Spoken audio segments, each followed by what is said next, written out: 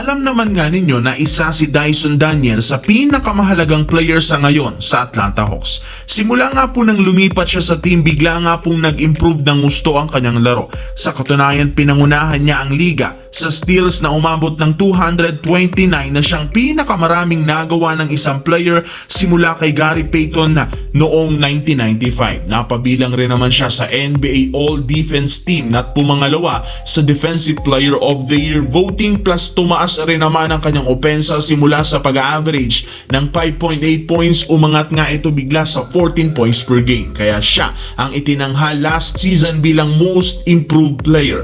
At dahil nga sa achievement na to, agad nga siyang nag-request sa kampo ng bagong extension na 30 million kada taon.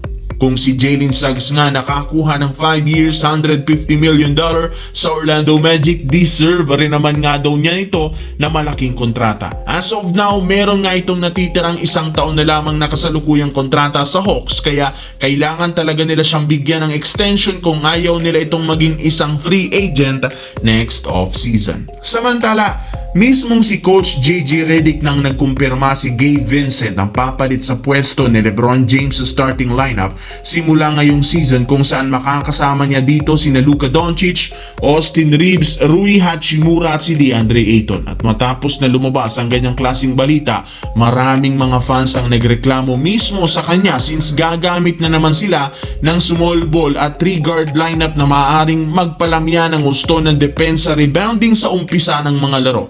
Pero ayon mismo kay Coach Redick, mismong si Luka Doncic nang nag-request sa coaching staff na ilagay si Vincent bilang starter. Gusto nga niya itong makasamang maglaro, mas mahaba at mabigyan ito ng mas maraming ball touches dahil naniniwala siya malaki ang may tutulong ng shooting nito ngayong season. Kaya kahit anong ang reklamo ngayon ng mga fans sa bagong starter lineup ng Lakers, hindi rin naman ito mababago gayong si Luka Doncic na ang nagdesisyon nito.